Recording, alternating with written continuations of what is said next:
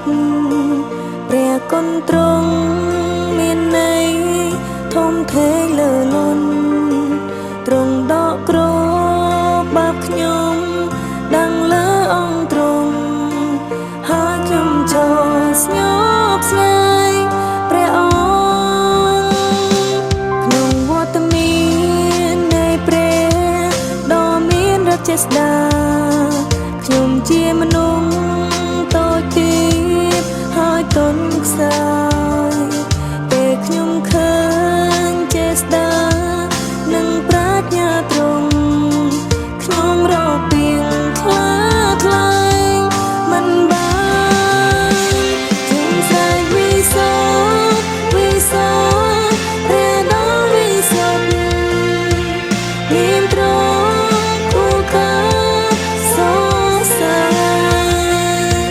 វិសូរវិសូរព្រះដ៏វិសុទ្ធ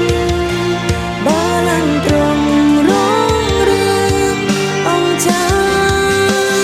ខ្ញុំបានផ្លាស់ប្រែលើក្នុងវត្តមាននៃព្រះដ៏វិសុទ្ធ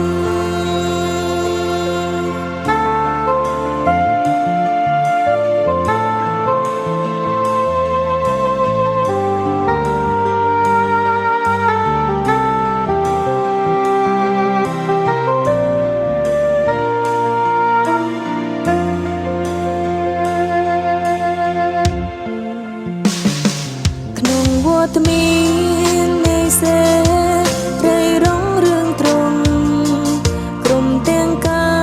រខ្ញុំធ្វើប្រៀបដូចធូលីដីគឺទ្រង់ហើយជាចៅ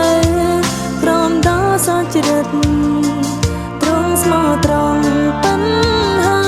យយុត្តិធម៌ខ្ញុំស្រែកវិសូរវិសូរព្រះដ៏វិសុទ្ធមានទ្រង់គួរការសរសើរវិសូរវិសូរព្រះដ៏វិសុទ្ធបាឡាំងទ្រង់រងរឿងអង្គចា